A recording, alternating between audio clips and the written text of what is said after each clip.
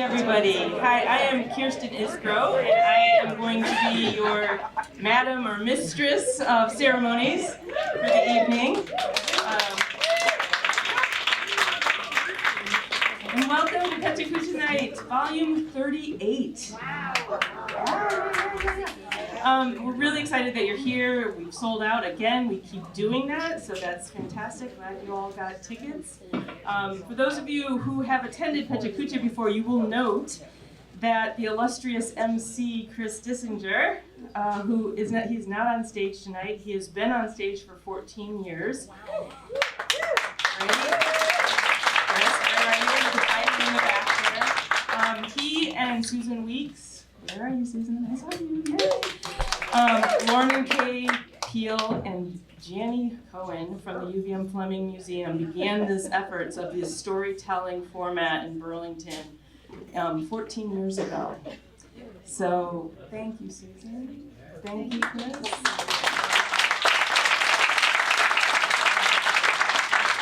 So after 14 years, Chris has finally decided to pass the mic on. So thank you, Chris. And we're really, we're glad you're here. And thanks for your long run. You've helped so many people, and we'll give you more of a tribute in a little bit, but just in terms of sharing your passions and telling their stories with full confidence. So thank you. I'm really curious, how many of you, this is your first PechaKucha? All right, so we do this at the beginning of every show.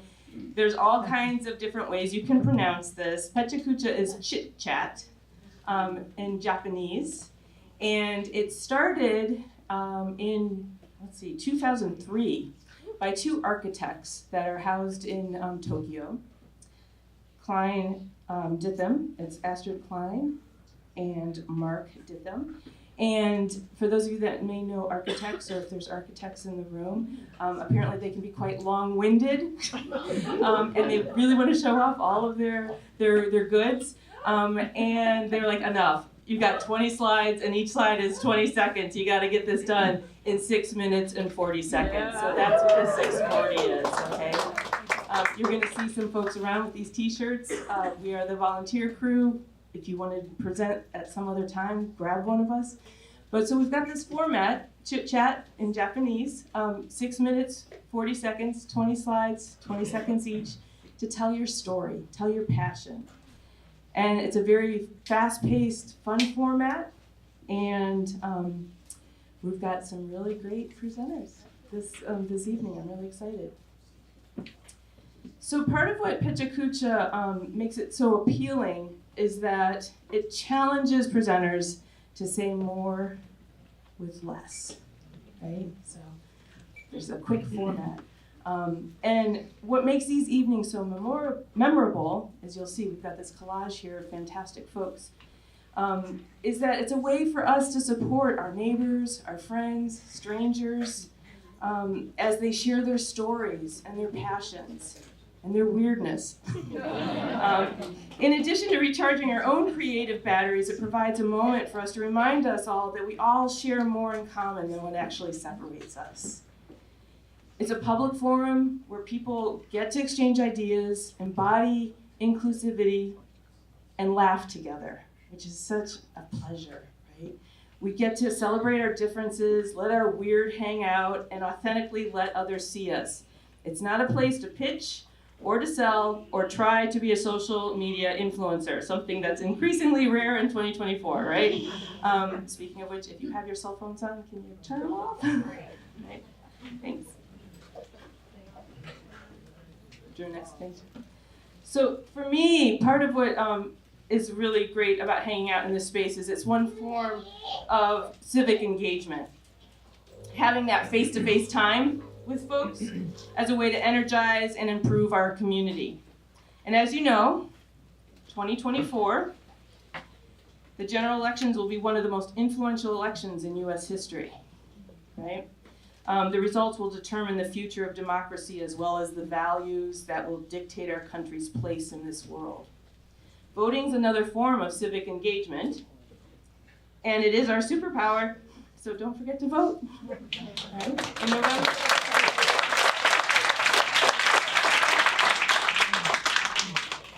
But tonight, we are not voting, okay? This is not American Idol. It's not the Great British Bake Off. There's no winners, there's no losers, there's just a bunch of humans getting together, telling their stories about our hobbies, our observations, and our preoccupations. Tonight's vibe is one of joy and hope, pleasure, and awe. Okay, so again, welcome. Before we begin our presentations, I need to acknowledge our sponsors. We've had some fantastic folks that have been with us on this journey.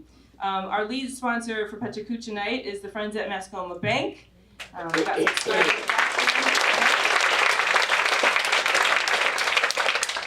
we've been partnering with them when we reimagined what PechaKucha Night could be in 2018. And they celebrate their 125th anniversary in 2024. They're a certified B Corporation. They've donated over $1 million to more than 150 nonprofit organizations in Chittenden County over the last 5 years. So thank you, Mascoma.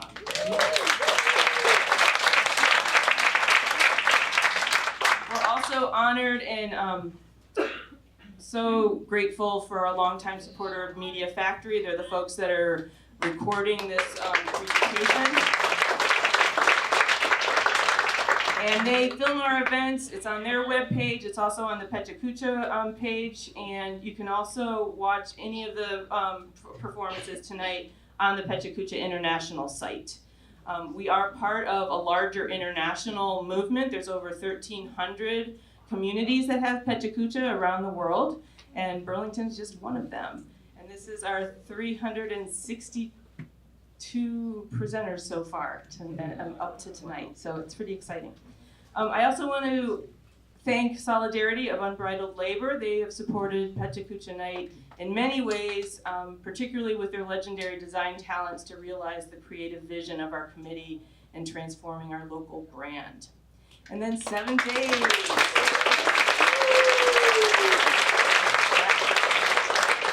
Thank you, Michael and crew. And 7 days, they have been supporting us since volume 1 back in 2010. And we would not have the robust creative community in Burlington without 7 days, so thank you.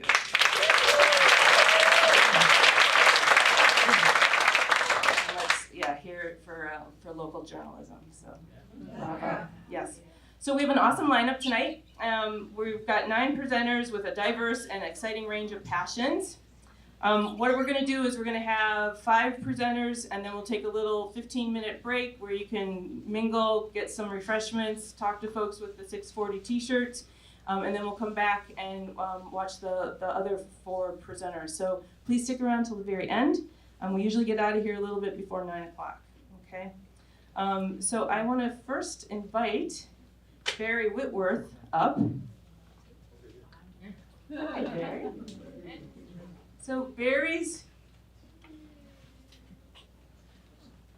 we need to rearrange that a little bit. You just call me Airy. Airy, which is quite appropriate given you're doing jump shots, right? Hold on 1 second.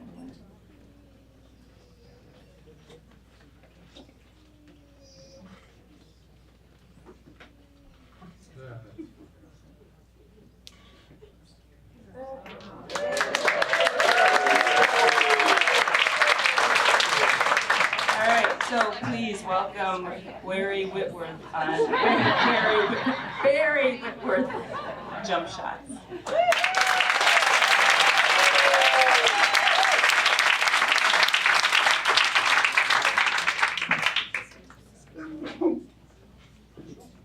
Okay. So I met Jackie in 1981. Nice couple, aren't we? In 2009, inspired by a photographer at Art Hop, we started taking pictures of ourselves jumping wherever we went. Not everywhere we went, but close. We called them jump shots. Our very first jump shot was on the summit of Mount Monadnock. Mount Monadnock is the second most hiked mountain in the world. Number 1 is Mount Fuji in Japan. We've never been there. The very first jump shot that I did was actually in 1970. This was my best friend in college, Steve. He was on the gymnastic team. I took this with a film camera. I only took one shot, and it took me, I don't know, several days to get the film developed to see what kind of picture I had.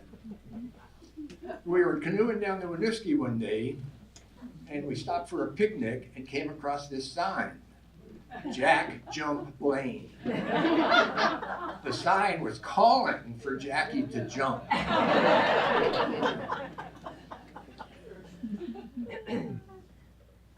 We were in Aruba. We decided to try to take a picture of ourselves with both of us in the same frame. I put the camera down on a rock on the beach and set it on timer, and on our second or third try, we got this shot. The whale's tails, pretty much everyone here knows of the whale's tails. How many people have ever gone to the whale's tails and say, we need to take a picture of us jumping here? One of the hidden gems of Vermont is the Lemon Fair Sculpture Park in Shoreham. They have about 30 or 40 different sculptures, and they allow people to go out in the field and enjoy the sculptures. Our friends, most of our friends' favorite shot is this one. This is a Grand Canyon. We were about 3 miles down in the canyon. It almost looks like I'm jumping from rim to rim. I'm not. One of our favorite places to visit is southern Utah. A lot of spectacular parks there. This is actually a state park called Snow Canyon on the outskirts of St. George. We were hiking through Joshua Tree National Park one time, and we came across this rock formation, and we thought it was a great place, a great backdrop for a jump shot. It was 105 degrees that day. Dry heat.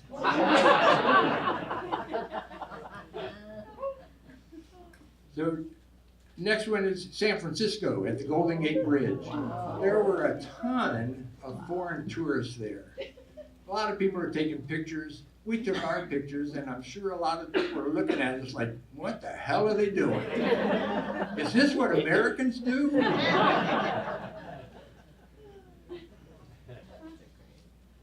On the East Coast, on the Outer Banks of North Carolina, is the Wright Brothers National Monument.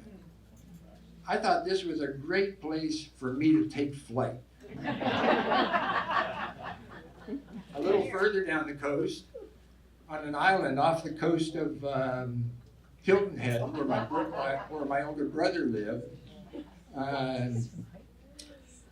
on the beach, who says white man can't jump?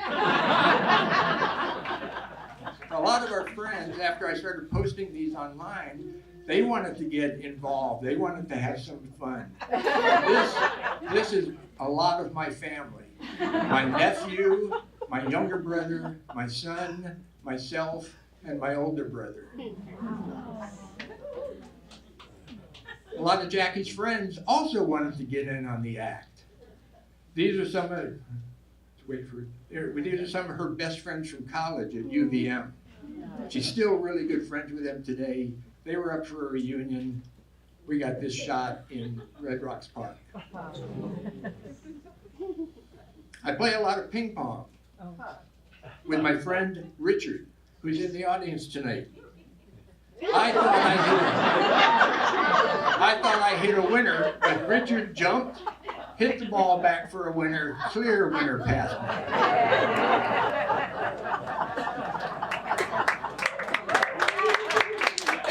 So I also play a lot of racquetball with my friend Alan, who's also in the audience tonight. We were goofing around one time after playing. I set the camera on timer again, and I think on our second try, we got this shot. You notice my button, it's a Grateful Dead button. Alan is a big Grateful Dead fan. This is Jackie's sister on Siesta Key Beach in Sarasota. She's probably maybe an inch or two off the ground.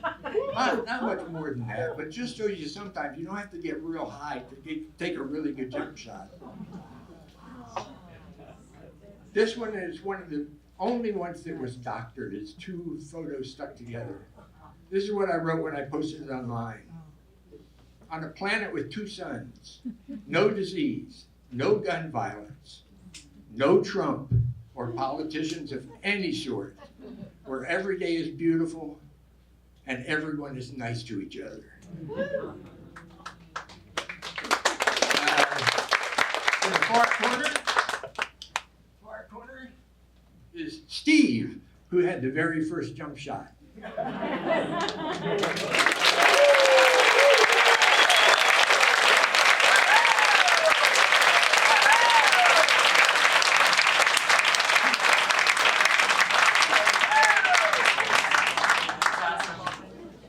Airy Berry, I like that. All right, so next up we have Sean Dumont talking about peace signs of Vermont.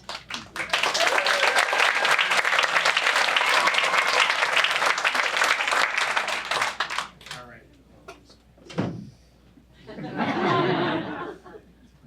All right, first I'm going to give you a brief history of the peace sign. In 1958, English designer Gerald Holtham designed the peace sign for the Direct Action Committee Against Nuclear War. He used the semaphore flag symbol for the letter N for nuclear, that's the down angles like this. And then he used the D for disarmament, which is the vertical line that goes like this. And then he smashed those together, put a circle around them, and now we have our modern peace sign. He intentionally didn't trademark the symbol. And so in the late 1960s and 70s, it was adopted by the Vietnam War protesters as a general symbol for peace. So on a random drive through Vermont, I noticed a peace sign seemingly in the middle of nowhere. And after that, I started noticing it kind of everywhere. So my kids and I, Jasper, who's 4 in the back, and Zoe, who's 8, also in the back, we started spending our Saturdays driving around Vermont looking for peace signs. Sometimes we invited friends, but mostly it was the 3 of us. We'd pick a general direction, taking back roads only, and just see what we could find. Aside from finding peace signs, we had 3 other objectives. One was to find a swimming hole. The second was find a good place to get lunch. And the third was to get a creamy. So you can imagine our heads were on a swivel as we drive. Around every turn and every hill, we'd hope to find this, a barn with a big, beautiful hand-painted peace sign. And inevitably, from the back seat, I'd hear, "Dad, peace sign!" And I'd jam on my brakes, turn around. We'd pull into the driveway, grab our cameras, jump out of the car, and head to the front door. And on the way, I'd say, "Hey, Zoe, you got this." She would stand tall and confident as we knocked on the door. And someone would come to the door, and she would say, "Hi, my name is Zoe, and I'm with my dad and my brother Jasper, and we were wondering if we could take a picture of your peace sign." And we were always met with kindness and a big smile, and the conversations were really easy and magical because we had this connection, this sort of core of this value around peace that we shared. And so we felt comfortable going into strangers' homes, and we met these really incredible people. We met Dom at his home in Wolcott, and couldn't believe our luck. We drive in, we've never met the guy. He comes out and he's really excited to have someone in his driveway, I guess. And he's all smiles, and Zoe gives him our spiel, and he says, "Yeah, it's so weird you're here. I'm actually in my barn right now. I'm cutting out peace signs out of plywood." And we were like, "That's amazing." And we toured his property, and he told us about this barn that he's overhauling and turning into an art gallery. And as we left, he gifted Zoe one of the plywood peace signs. We got to meet April Cornell, who has this amazing peace sign, but peace signs all over her building, and arguably the most iconic peace signs in Burlington. And I got to talking, and we chatted. And I said, what's your story? And she said, "How'd you get to be this amazing designer?" And she said, "Well, I was in Amsterdam And I decided to hitchhike through Europe, through Turkey, through Iran, Pakistan, and into India. And as I was on this journey, I just started buying all these textiles and I'd ship them home. And then when I got home, I would just start making clothes out of them. And it was kind of amazing. We met all these incredible people. We met Toby, a gravedigger. We met Paul, the accountant. We met Robin, an 86-year-old human rights activist who lives here in town. All because we just knocked on their door and introduced ourselves. And experiences like this time and time again. We would go to meet these folks and we'd be blown away by their stories. And I kept thinking, like, how did all these wonderful people end up here in Vermont? And what I learned is that a lot of them came here as settlers during the Back to the Land movement. And I think they were looking to escape the hustle and bustle of city life, and they were looking to find a new way. They came here to establish or build a utopia or whatever.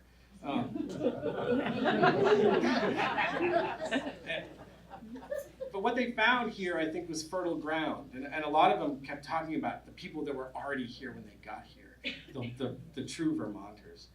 And so I think Vermont, for a lot of them, was a utopia.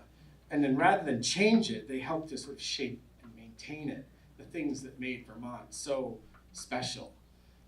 Some decided to start local organic farms alongside the generational farmers that had already been here. Some people opened co-ops to support local agriculture. And as a note, Vermont has 3 times more co-ops than any other state in the country. They opened farm-to-table restaurants as a response to the industrialization of food systems, which again, support local agriculture. And yes, they opened creamy stands. These folks had a deep understanding of their community, and they actively supported their local economy. Vermont was the last state in our country to get a Walmart in 1995, and it still has the least number. And to me, that felt like proof that Vermonters support their own. I came to realize that me and my kids throughout this experience had been benefiting. We've been benefiting from these efforts all summer. Jasper, Zoe, and I had been swimming in these beautiful clear rivers, eating incredible meals that had come from our local farms, and eating a lot of creamies. During our adventure, we would often joke, oh, that barn would have been so perfect if only it had a peace sign. And so we reached out to our local farming community, and So we reached out to our local farming community in Intervale and asked them if we could paint a peace sign on their barn, and they said yes, and we painted it. And I think the last thing I'll say is that the peace symbol is a symbol that folks, they know when they come here to Vermont that they're entering a place of ideals of peace, connection, and community that still resonate here. And if you want to paint a peace sign on your barn, let us know and we'll help you.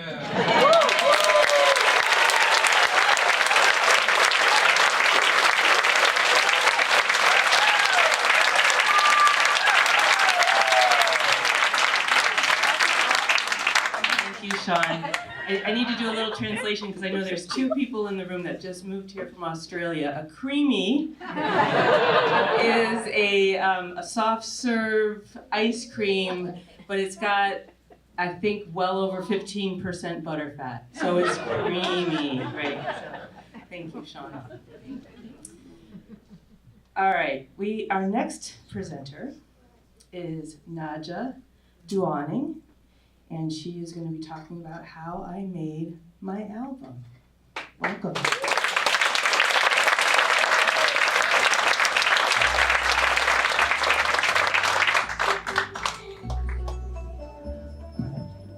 Hi there, everybody. How are you doing tonight? I'm trying to, move around a little bit because my nerves. Okay. All right. So I have my note cards here. I have everything started. Let's get going. This picture is of me during the Black Artist Showcase in 2021 in the winter. It's the first time I performed one of my songs in front of people, and to be perfectly honest, I did not like how I did that night because I wanted it to sound like perfect, and I was just like not that experienced in performing out loud and anything. But here is me at a recent gig that I did for the first African Landing Day. I like this performance a lot, and I performed 3 of my songs from my album that came out this year, Dimensions.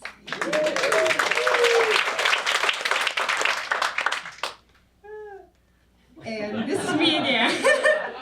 This was me in 2020 in my old apartment when I used to live in Indiana with my mom. I was around, let's say, 14, 15-ish during this time, and this is when I started making music and my album on BandLab and just, try to get myself out there musically and whatnot. This is me and my mom getting creamies for the first time. After we moved here. We moved here in 2021 for my mom's dissertation fellowship over at St. Mike's. And it was after moving here and going to school in Winooski is where, the musical cogwheels started turning. Over here we have my room. Don't mind my bed, please. This is, the reason why I included this is it's basically my recording studio. I've written, produced, and did the vocals all in this space, and it's this is a screenshot I took of BandLab, which is my digital audio workspace that I use to produce music. The reason why I like it a lot is because it's free and I'm cheap. Plus, it's easy to use once you get used to it. And I've been using it for almost 5 years now. That picture specifically was of a remix that I did with a Daft Punk song. This document right here is a communication capstone hours log that I did for school for finishing my album. So I made it a part of my, schoolwork because I was just like, man, I really want to finish this album. Plus I could get points too, so that's fun. This is a picture of my mom and my dad when we were in Ivory Coast. And in addition to conceiving me, they also inspired me to do my art. And my mom is a poet and teacher, and my dad is a drummer and dancer. All those good genetics are very useful. These are 2 out of my 3 brothers, Jolo and Jalen, and my little sister Awa, and my dog Africa, and that's me when I used to have dreads. We may have difficult times, and we might live far away from each other, but I'll always love and cherish and care for them. And that picture excludes my brother that lives in Africa, Jeanne, I love you. These are all of my friends at my 17th birthday party. There's Logan, Campbell, Sam, Haley, Kiana Lee, Cyrus, and Lila. And they encouraged me all the time and have helped me, be myself more ever since I moved here, and I love them and I cherish them deeply. This picture over here was at my last band concert at Winooski my senior year. And in addition to being a singer, songwriter, and producer, I can also drum. And I started when I first came here in Vermont, and I'm very happy with how I'm doing so far. This picture over here is me at Berkeley College of Music's 5-week summer program in 2023. This was my musicianship class with our instructor, Mr. Richard Greenblatt, and they were all really cool, and it was such a fun experience going there. This right over here is my first EP cover art. I did it, I edited the picture myself. And all the songs on there, if you take a listen to it, you can obviously see how it isn't as developed as some of my newer stuff. But here's my second EP cover, and again I did the artwork for that. And all of these songs were written after I had wrote the songs for my album, so I was just like, do I want to release something early or yeah. Okay, now don't laugh, but this is the concept art for my album Dimensions that I sent to my online friend Silveroo. And I wanted it to be me floating through space with magic and portals and stuff. But this is the draft, okay? This is the draft, and this is the final product.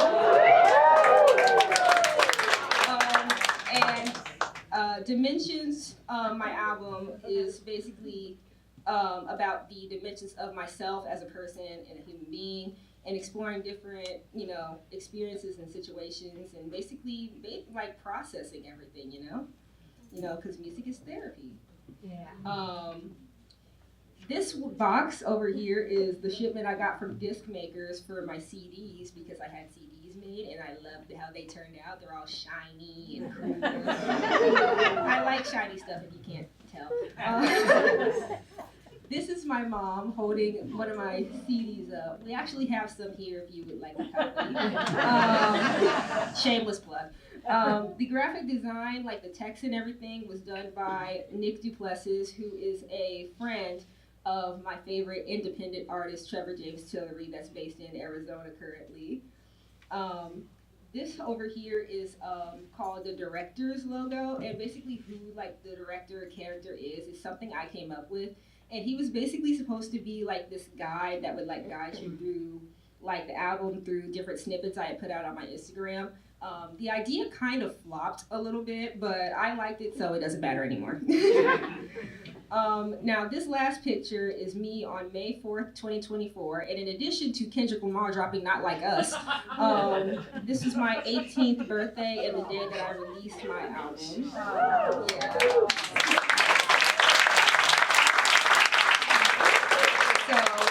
Without the love and support I got from the people that I mentioned here, I wouldn't have made this album and, been myself. So if you would like to support local independent artists like myself, we have some CDs here that you can get, or my mom's trying to, but we also do have business cards with QR codes that you can, find my music on. Thank you so much for having me.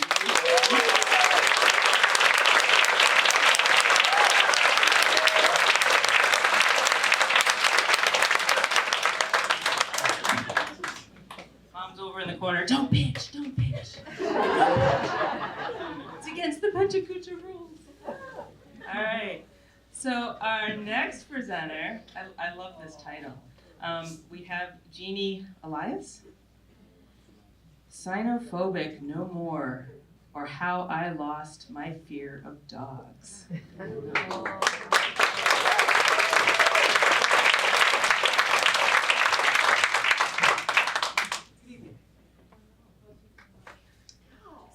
This is me, 1957, happy little kid, had a happy childhood. I'm about 3 years old, and I'm not afraid of dogs at this point in my life. Not yet. This is me about a year later. I'm still not afraid of dogs. And I know I'm not afraid of dogs because my first stuffed animal is a dog named Morgan. Not named after J.P. Morgan like my brother Bob thought, but out of the sound it made. It had this little squeaker and it went, Morgan! That's how I had my dog Morgan. This is Freddie, 1958. This was my grandparents' dog. And Freddie came to visit us when my grandparents took vacations to Europe, which they did fairly often. I loved Freddie, a little dachshund, and I wasn't afraid of Freddie. And Freddie, this isn't Freddie. I found this on the internet. So when Freddie came over to our house, we would put him in our bunk beds, and we would wrap blankets around him, and we would call him Grandma Moses, and we would scream with delight. And I loved Freddie. I wasn't afraid of Freddie. Things changed in 1967. I was waiting for the school bus, lunch bag in my hand, bologna sandwich, sorry I wasn't a vegetarian. Standing there minding my own business, when out of nowhere comes a giant Irish setter aiming at my lunch. There was only one Irish setter. But still, my 7th grade self was so scared, so upset, I was crying, I didn't have a lunch, and that was it. Cynophobia hit. I was officially afraid of dogs at that point. So that's 1967. And this goes on another 10 years, and who knows whether it was coming or going. I'm now living in Tallahassee and attending Florida State University. I don't have a car, I just commute by bike. and I buy my groceries by bike. And yes, that is what my bike looked like when I had left the grocery store, and in the back, still not a vegetarian, right? There was probably steak, chicken, meat, or all kinds of things delicious to dogs, and a pack of wild dogs. This time there really was a pack, comes after me, nipping at my heels. They tore my pants. They were just trying to get the food, but I was scared stiff. And so forget it, Cynophobic still, and for the next 20 years, I am officially afraid of dogs. Then something funny happens. I decide to write a novel. And the main character in the novel is this woman who's afraid of dogs. And she falls in love with another woman who has a dog. And then she falls in love with that woman's dog. And she decides to get a dog herself. This is me in 1997, 2 years after I started writing the book. I never finished the novel, by the way, but that's okay. And yes, you can see that's Cruella de Vil in that picture, and that's in the days when I had to use hairspray to get the two-tone effect. So 13 days after this picture happens, my life changes forever, and life starts to imitate art. This is Camper, the first Dalmatian I fell in love with after I fell in love with Camper's owner, Callan, now my wife, who I met at a birthday party in San Francisco, outside of San Francisco. This is me and Mustard, the second dog I fell in love with, on top of Burnt Rock here in Vermont, because Camper and Mustard lived with Callan in Vermont, and by March of 2000, so did I. Circus Peanuts. The dog and I both love it.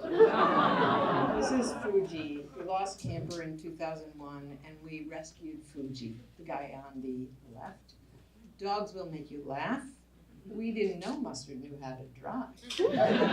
And dogs will piss you off. We don't know which of these two chewed the leather gear shift on the car. This is Fuji. We call this levitation. Dogs will raise your spirits. Dogs will make your heart sing. And dogs will inspire art. Fuji inspired my sister Suzanne and I to create Fuji. And Fuji is made out of snow and charcoal. Fuji didn't have a lot of spots, so my friends Beth and Jeff always used to tell us that Fuji was spot challenged, a spot challenged Dalmatian. I loved Fuji. And when we lost Fuji, my heart broke. It healed, but slowly. Like my sister Suzanne said, he was his own dog. Better to have loved and lost than never to have loved at all. And this is Nickel. He's the one on the left, letting it all hang out. Named after the Canadian Victory Nickel from World War II. Nickel taught me that puppies are great joy, and that puppies are a lot of work. Nickel liked to travel. This is Nickel on his way back from seeing the 2018 eclipse in 2018 in Defiance, Missouri. We call this shot a toast to the traveling dog. Nickel's got a state list, 28 states. Pretty good for a dog, huh? And this is Nickel last year in Little Wild Horse Canyon. And Nickel, when he saw this trail, this is a real trail, put his foot down, put all four paws down and said, I'm not going anywhere. And we went with him back to the start of the trail. Nickel has a lot to say, and he has a very funny voice. And he asked me to say this. Jeannie is not afraid of dogs anymore, because ever since she met Callan and Camper and Mustard and Fuji and me, she opened her heart to love, and that did the trick.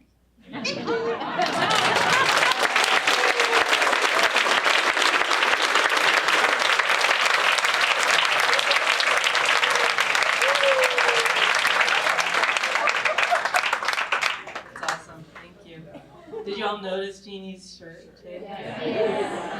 Very, very color coordinated. Everyone doing okay? Yes. Yay, all right. So we're gonna have a little intermission, but before that, I wanted to give a shout out to one very important person that this whole PechaKucha experience. Talking about Chris in the back. Are you still there, Chris? I can't see you. You still there? Yep. Okay.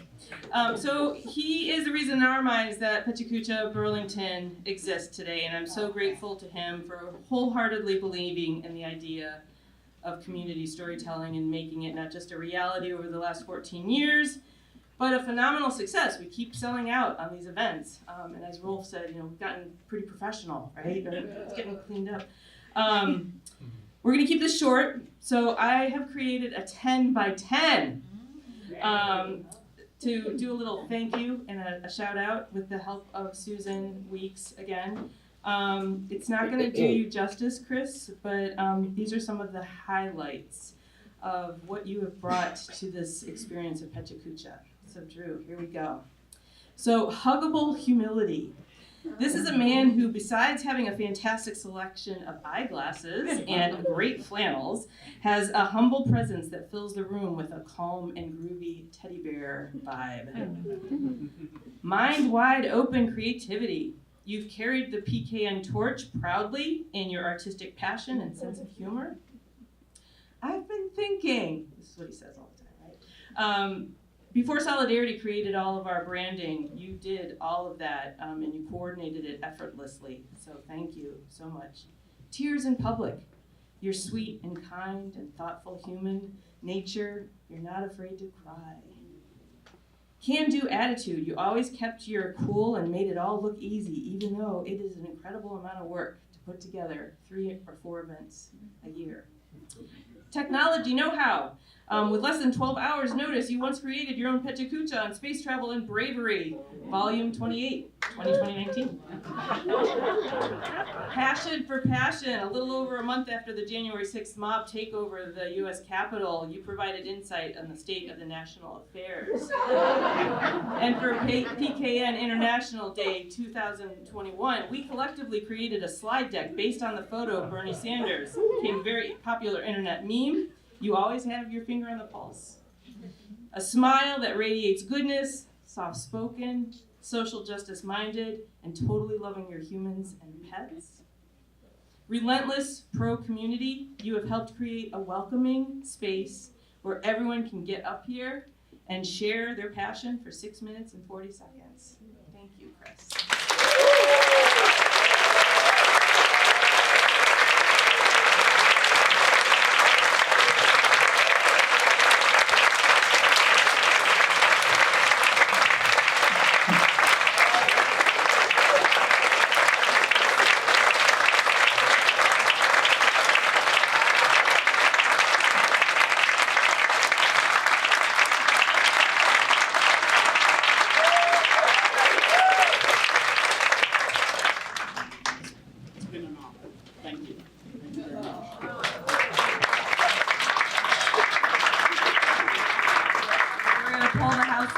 If you want to come up and say hi to Chris, if you want to get a drink, we'll take about 15 minutes and then we'll come back and see our other presenters. So thanks. As you're getting settled, just put on the calendar March 6th. If you've got a story or some weird hobby or something you want to share, we're always taking applications. You'll also know one of the things we did not do, and this is part of Flynn, you have a QR code on the back of your chair. You can moan and groan, but I know I told you to put your cell phones away, but if you want to get the lineup, that is what is on the QR code back behind your table. Should have probably said that earlier. It's my first night. Give me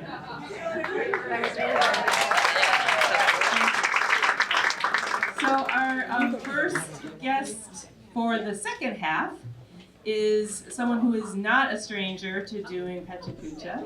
And if you get on our webpage, you will see a 6 minute and 40 second kind of promo of what is PechaKucha, and Rolf is on there. We've got Rolf Kalman going to be speaking about birdhouses. So come on up.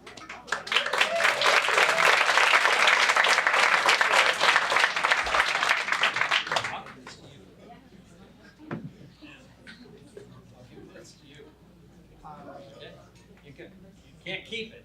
You have to sort of pass it around. God, that's great. I'm tall.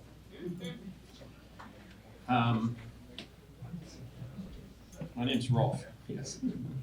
I like that. So I'm talking about birds. And just find couples and their houses. And I spent a lot of time recently making houses for birds. You hear me all right? This thing keeps falling down. I was riding my bike in South Hero a while back, and there's a wonderful parade of, I didn't know it, I thought, I saw this smattering of color on the edge of the meadow, and it was birdhouses. I went to look a little closer, and Wow. you know, very simple little structures. I would have made them much more complicated and have. But bright and wonderful colors, and it got us to thinking that, yeah, we were working with the King Street Center at that time and did a little fundraiser and decided that we're architects, so we made about 45 birdhouses and we sold them. We sold them for a lot of money. We really thought about changing our gig, but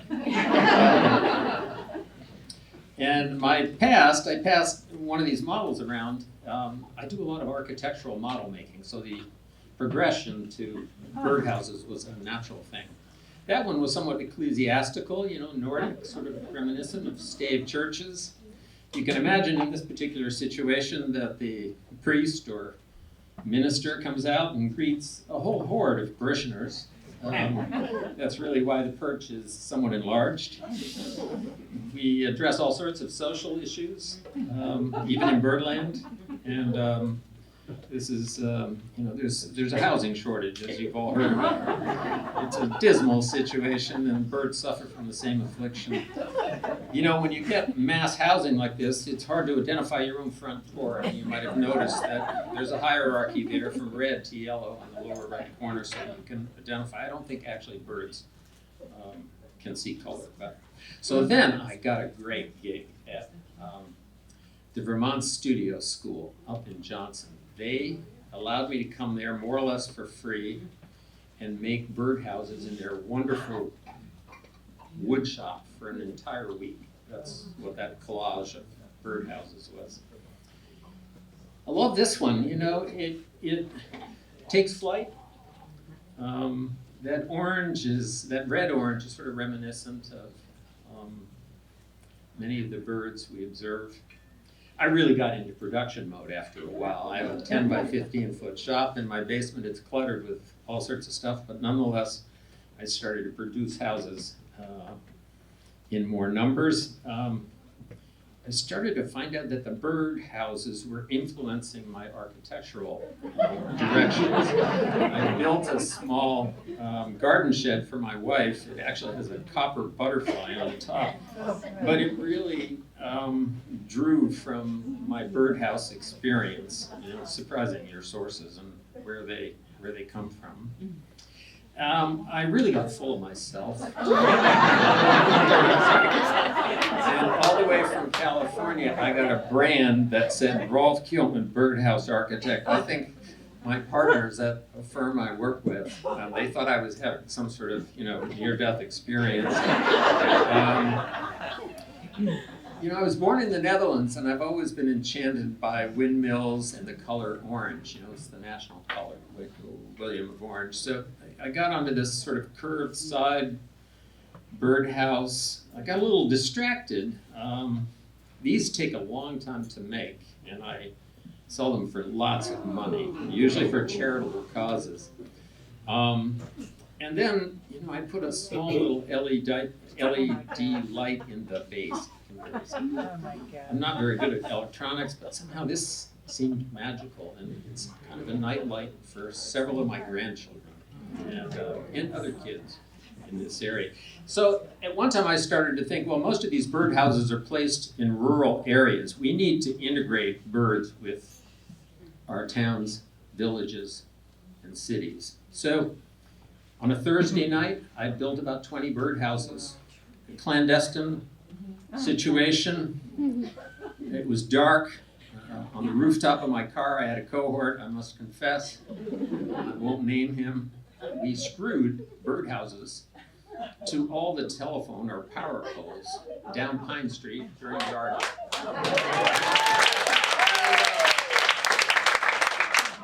And that happened on a Thursday night. I'm getting behind now. And by Tuesday morning, I got a call from Burlington Electric saying, we have 24 of your birdhouses.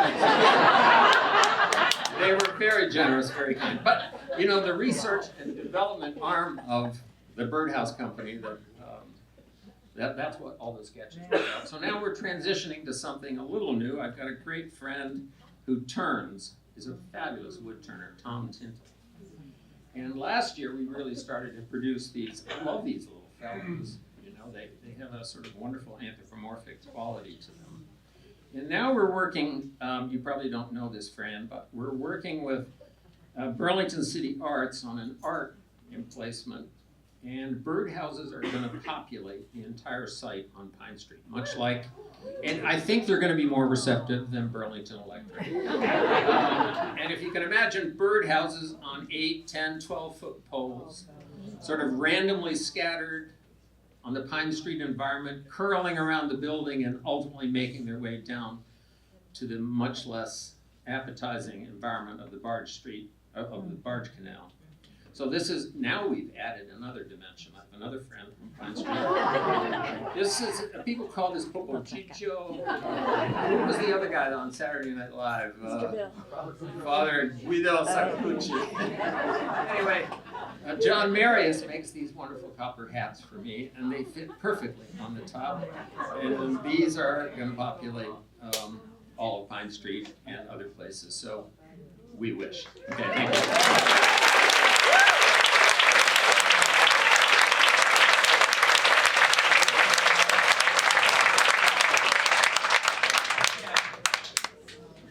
I guess when you leave your mark, it's easy to find when you do illegal things, right?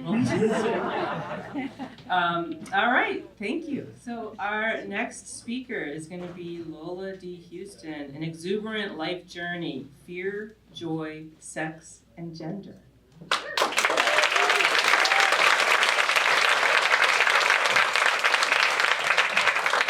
gotta be honest, I'm gonna give a plug to any would-be presenters, because this is what we got this year, and I just started thinking about this and realizing how many times in your life do you get to thank the bank for a spank?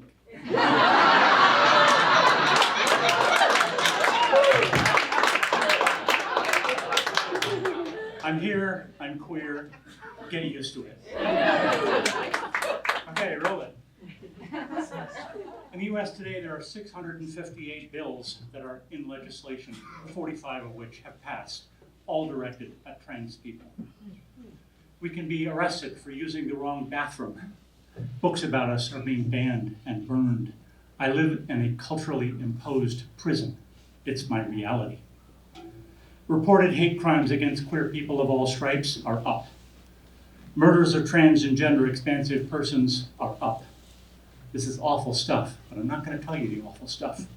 I want you to see me, and I want you to hear about my little journey through all this ick to become who I really am.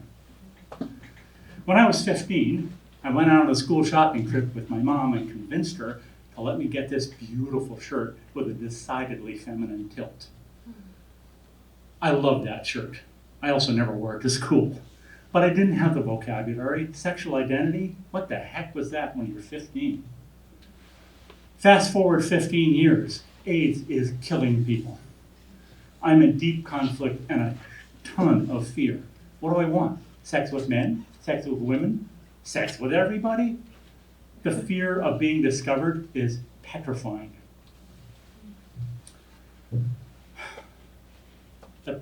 I sink into the cultural imperative, and I get married, and I have 2 wonderful and amazing children that I adore. But the real me is hidden so deeply, I can't see it. And I'm not even aware that I'm building my own prison wall. The pre-web internet opens the door to a lot of people who are just like me. The Burlington Free Press publishes an article about an openly bisexual student where I work. Aha, a light goes off. I get a support group of 2. But the depression and the anxiety catch up with me. I submit an anonymous article to the local LGB paper out in the mountains, and I tell them about my suicidal ideation. I also find a sex event that I really want to go to, and I am terrified. But I know I have to go. It's do or die. I go to that event, and I meet 2 wonderful guides, and I do things that I've only fantasized about. I have joyful open sex, BDSM, gender-bending play, and I also learned that changing conventional structures is really difficult. I go back to that event a lot, and then the magic happens. I experience something called the breath and energy orgasm in a practice called urban tantra. I'm introduced to sex magic, and I start to realize my senses are completely opened up here. I go to that event again and again, and eventually, at that event, someone sees me. I'm invited to teach my own workshops, yeah, me. I'm lit on flames and pushed into a pool 13 times, world record holder, by the way. I meet a world famous porn star, shown here, and she and I do a workshop on bisexuality and then on the use of strap-ons. That glass wall is appearing. The marriage collapses. I go to San Francisco. I become certified as an urban tantra professional. I quit my day job. I have a graduate degree, and I start coaching other people in sex and relationships, and it is fucking awesome. I'm a certified cuddle party facilitator, and I discovered something called Like a Pro and the Wheel of Consent, and it is all about consent. I learned for the first time in my life how to really receive pleasure, and I have my own amazing little Kundalini moment. I also meet my first polyamorous partner. My first polyamorous partner has an upending moment in her life and must move away. I meet another polyamorous partner, and boy, do we go to town and go to events and have all kinds of fun. I meet yet another polyamorous partner, and we go to events, and she wants me to teach her urban tantra. It's a lot. Gender circles back into my life.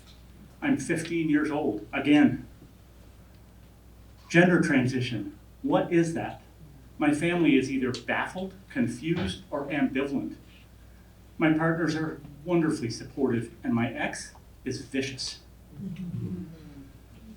I invite my partners to go to more events all together. Lust plus polyamory plus kink plus experience, we have a lot of fun. Multiple partners is tricky business, but we all seem to grow and thrive, and I inch toward gender transition, and I meet an amazing doctor.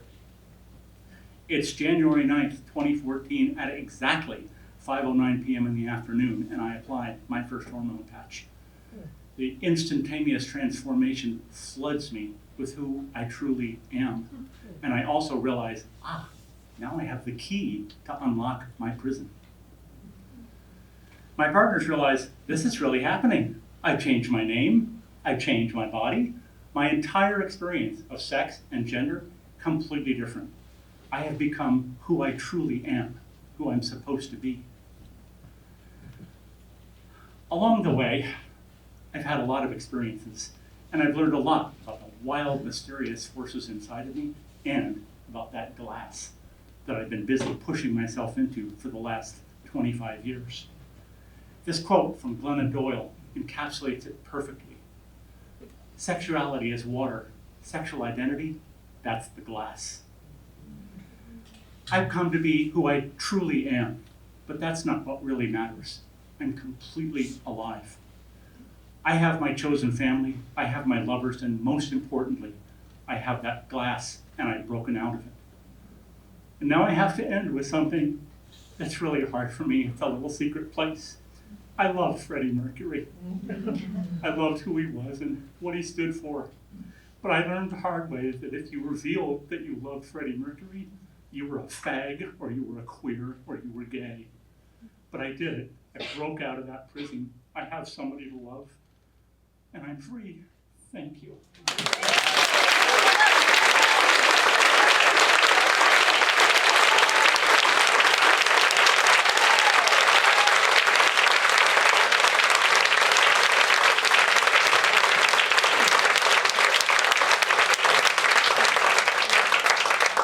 Thank you, Lola. Thank you.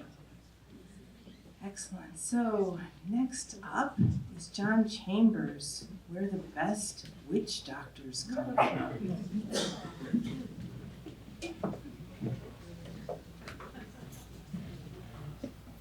Thank you, Kirsten. Everyone knows the best witch doctors come from the island of Ponape. How do I know this? I've had so many spells cast on me, it's not even funny. I've never even been to Ponape, but I did live on Saipan for 4 years. And you can see the relationship between Ponape, Saipan, and Hawaii. You should all know Saipan. It's the capital of the Northern Mariana Islands, a U.S. Commonwealth, a lot like Puerto Rico. Citizens are U.S. citizens. But before I get to my story, let me give you some history for some context. The Commonwealth is located just north of Guam in the Western Pacific. It consists of 14 islands, and Saipan's capital is about a small island, about 12 miles long, 5 miles wide. The locals are called Chamorros, and they are beautiful people. Very friendly, very welcoming, quick to smile, very bright.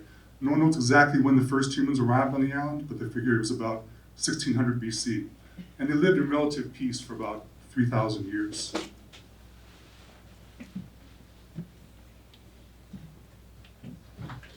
And then Magellan made his way to the island in 1521 on his world tour. And Spain claimed the islands later that year.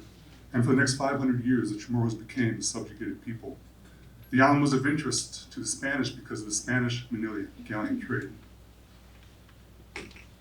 Spain would plunder gold and silver in the New World, then take it over to the Philippines and trade it for silks, spices, jewelry, ceramics, furniture, and take it back to Acapulco.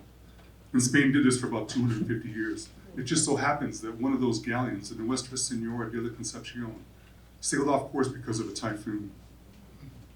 The crew mutinied, and the ship ended up foundering and crashing on Saipan's southern shore on September 20th, 1683. And the locals, because of the mistreatment by the Spanish for the prior 100 years, they killed all the crew, except for about 28. Some of them escaped, made their way back to Guam, and then back to Saipan, or back to Spain.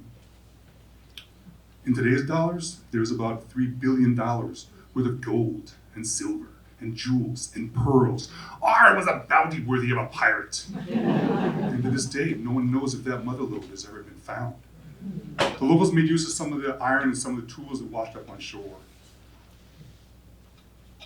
But they didn't know what to do with the gold. They hung it from trees, and later explorers called Saipan Island of Gold because that's what they saw when they visited the island. I'll have more in the conception later. At the time of the Spanish invasion, there were about 60,000 Chamorros on the island, and the Spanish missionaries tried to convert them to Christianity. If they didn't convert, some were killed, and the rest were forcibly moved off the island to Guam. That and Western diseases caused their population to be reduced to about 3,500.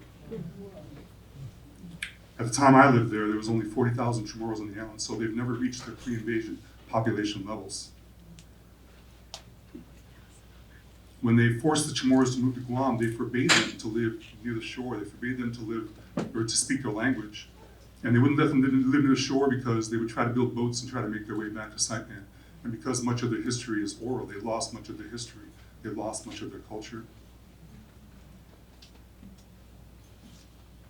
Spain controlled the islands until 1899 when they lost the Spanish-American War. And they sold the islands to Germany, who then controlled the islands until World War I. And the Germans controlled the islands until the Japanese controlled the islands until World War II. At the end of World War II, the U.S. gave the Chamorros the right to be what they wanted to be, their own country, their own state. And they chose U.S. Commonwealth in 1974. And that's where my story begins, first with my brother. In 1988, he was hired on as a marine biologist for a treasure hunting expedition for the Nuestra Senora de la Concepcion. They spent 2 years there, diving, churning up the sand, looking for that mother lode. They never did find it. They did find about $3 million worth of treasure, but it wasn't enough for them to keep looking. And my brother sent back stories and videos and pictures about life on the island, with life in the ship, and I thought it must be an amazing place. So in 1996, I graduated from law school, and I started looking for work, and I saw a position opening for an attorney on the island of Saipan. I immediately applied for the job, got the job, and spent 4 years there practicing law and teaching business law at the local college. And on my evenings and some of my weekends, I would spend my days scuba diving, looking for Spanish career. We'd strap scuba tanks and BCs at the back of our kayaks, along with a 40-foot rope, and do a drift dive along Saipan 7 Mile Lagoon. I never did find any gold. And it wasn't all looking for gold. This is a picture we took of a Japanese Zero that got shot down in World War II. There are a lot of, World War II wrecks, both under the water and on land, still in the island. But the stability of the U.S. Commonwealth brought stability to the island. And they brought the Japanese who came back in droves, not to invade, but to invest. They paid locals $70 million for 55-year leases, onto which they built hotels, resorts, golf courses. Some of the locals became millionaires overnight, so Chamorros win. But the land became very valuable, led to very many costly estate battles. And so I walked in the courtroom one day for one of those estate battles, and I noticed a very familiar, pungent, sweet smell. I walked back to my office with my boss and asked him what that smell was. And he said, "Oh, that's just the Pohnpeian witch doctors casting spells on us. Don't worry, they're harmless." I didn't know that. I asked Pohnpei. He said, "Yes, that's where the best witch doctors come from." The thing is, we go back to these courthouses day after day for different cases, different reasons, and I would see the Pohnpeian witch doctors behind us in the back row casting their spells. Still don't know if they're effective or not. I had a criminal defendant meet me one time at the courthouse with his Pohnpeian witch doctor. They wanted me to help them cast a spell on the district attorney. I don't think the American Bar Association has any rules barring the cast of spells. But I thought if I get caught, I might get in some trouble. And they said, no, we'll do the magic, we'll create the potions. We just need you to spread the powder around his desk. So I can't be involved in a Pohnpeian witch casting spell conspiracies. I was there for 4 years. Are the spells still affecting me? I don't know. To this day, my Chamorro girlfriend at the time bought me this mask to ward off evil spirits. Does it work? I still don't know. I do know if you spend any amount of time on a tropical island, it will capture part of your soul and keep it.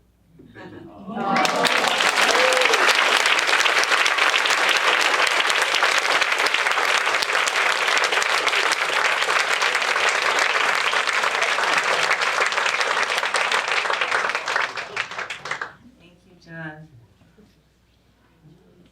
Elise Brunelle is going to be our next speaker. She's talking about running music from South Africa to North America. Welcome, Elise.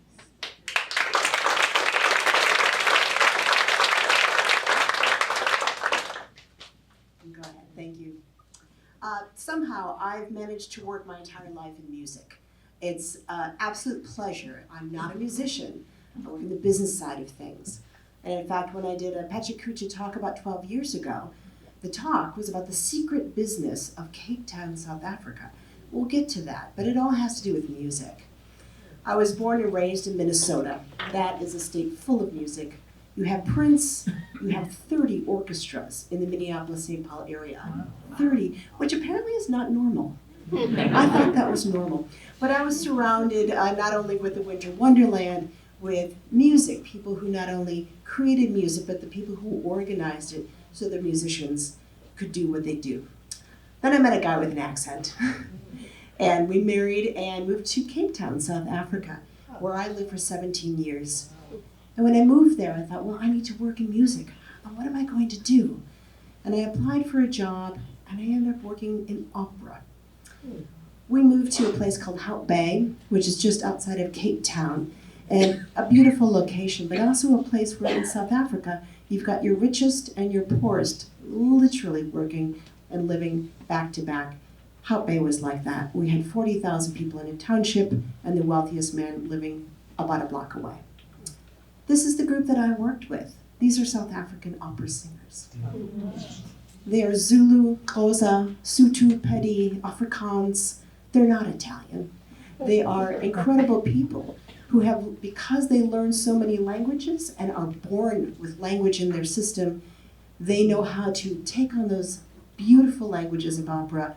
They know how to express the emotion in opera. And as you can see from these pictures, they were just wonderful people to work with. one thing I learned about opera down there is, you can't assume who can create music. Why not have a Zulu tenor just kill an Italian aria while singing on a stage in Paris? Why not?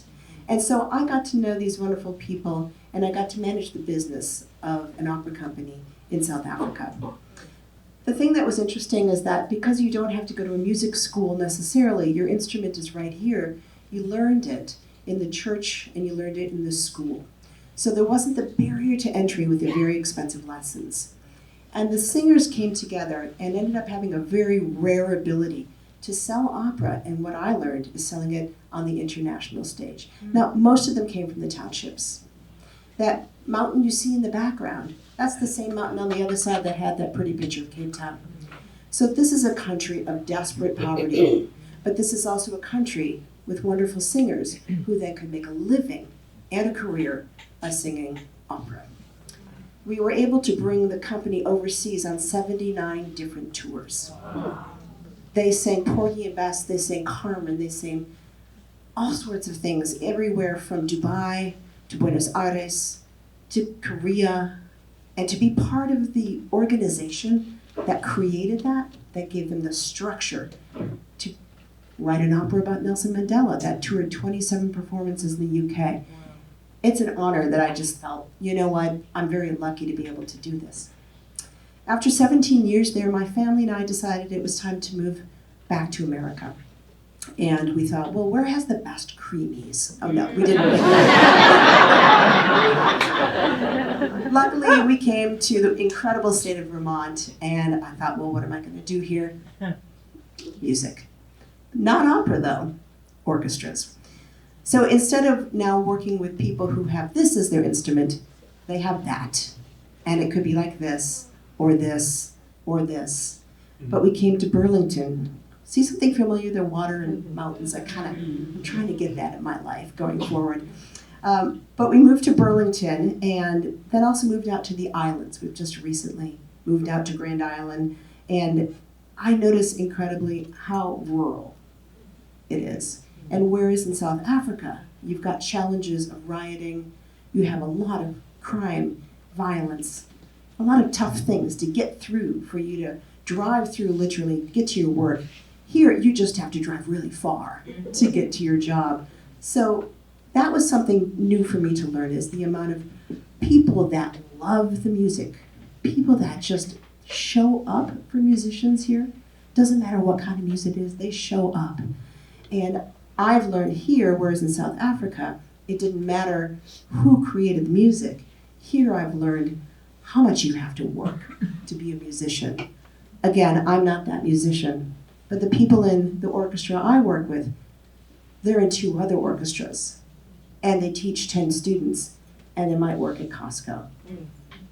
So it's an incredible plethora of time and commitment, but for those musicians who are out there in the audience, you know if you've got that talent and you know if you've got that drive, that you've just got to create the magnificent sound that you can. I look at some of these pictures and think, how fortunate.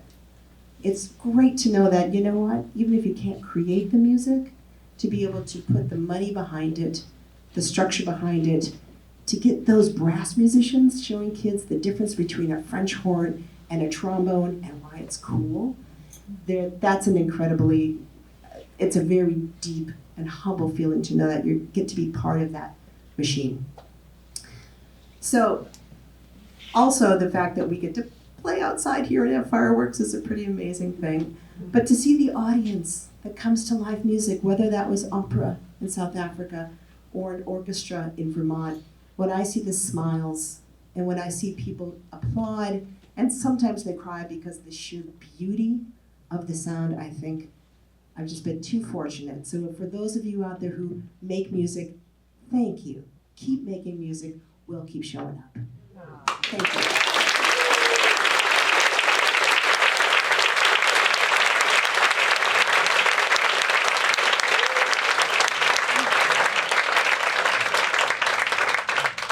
Fantastic. I love this when we were putting together the slides, Joel and I, trying to come up with a theme. And we've got creamies and sex, gold, music, and now we'll end with poetry. So our last presenter is Bianca Stone, the inner and outer world of the poet. Come on up.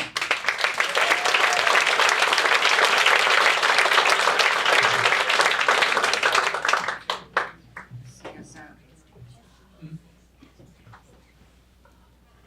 The last madness which will remain with me will probably be that of believing myself to be a poet.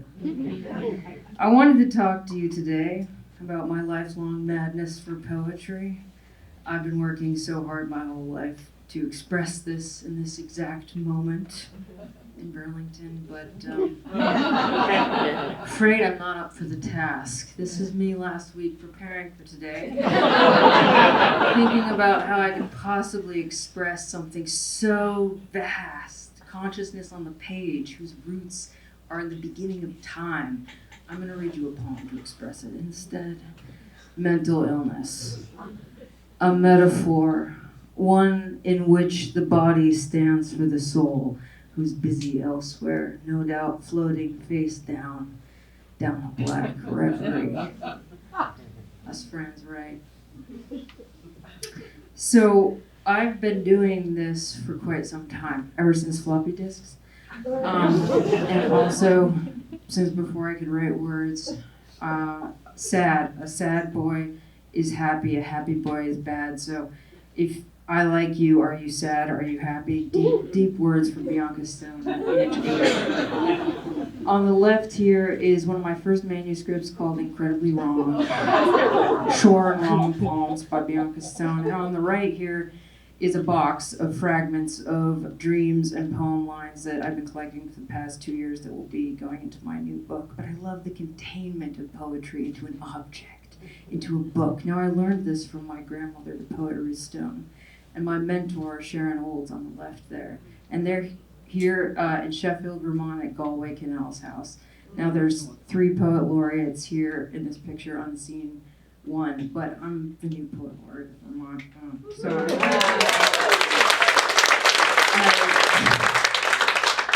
I basically just wanted to put this picture in because of my amazing outfit.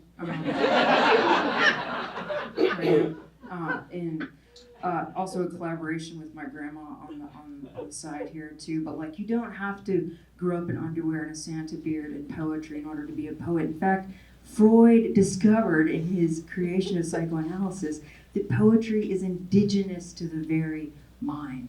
In fact, the mind is a poetry-making organ. It's just that many of us don't know how to deal with that fact. Now I'm here hopefully to convince you of the poetry within you. It may seem very much like a private act, poetry alone in an office where I create it, but reading a poem, I always feel incredibly seen, as if somebody's reading my mind. Even in that moment of being able to contain my loneliness, I feel solidarity greatly in reality. It is a shared reality. The search for reality is as monumentous as the search for God. It is the philosopher's search for an interior made exterior, and the poet's search for the same exterior made interior, breathless things broodingly abreath with the inhalations of original cold. I'm sitting in my room, looking out the window. Maybe this is about silence. Maybe this is about trying to find words to fill the silence left by God, by the world and its rifts, our burning down world right now, the divisiveness of it. People say to me, I don't understand poetry. I say to them, I don't either. Your poem has failed if it doesn't contain a place for the unknowable, the unspeakable. That is what experience is. What is it to be on this world? It's hidden from us. Failure to understand brings with it consciousness of our own discontinuity, our own incompleteness of being bound to something beyond ourselves, to the world, to newness, without which we have no being. Gaston Bachelard. I asked my daughter at 6 years old to write a poem, and she wrote, The trees are flying to the poetry. Children have a natural way with words. They let it come through them. They're excited to use language and to wed it with world and to have world wed it back inside them. The trees are flying to the poetry. There's something in this. The trees want to come into language to show us that consciousness is not confined to the skull at all. And that in language, the beginning was the word. In language, we can reestablish our relationship to nature itself.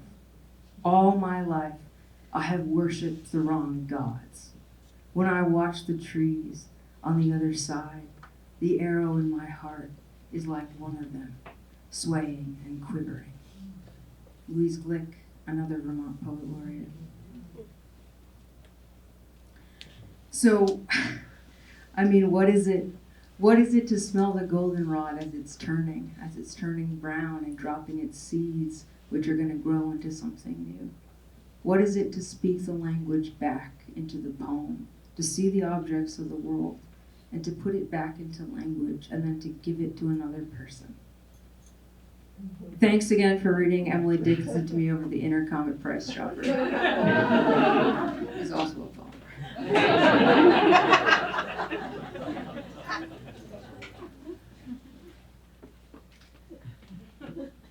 That's it for this slide. So when I get to be a poet, getting other people to write poems in a room, I know that we're all makers in that moment. That in that moment that we're finding a way to fill the silence and to put words to it. This is a very important thing to do. And I love the long silences that need to be loved, perhaps more than words, which arrive to describe them in time. I hope tonight that we all go home and find the words. And thank you all so much.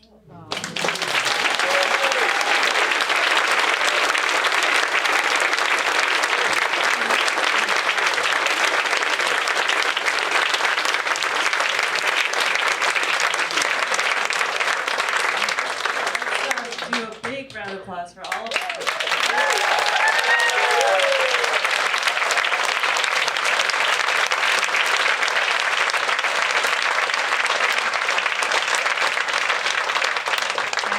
Also, again, remind us of the sponsors that we have with Mascoma Bank, 7 Days, Media Factory, and the Solidarity of Unbridled Labor. So, round of applause.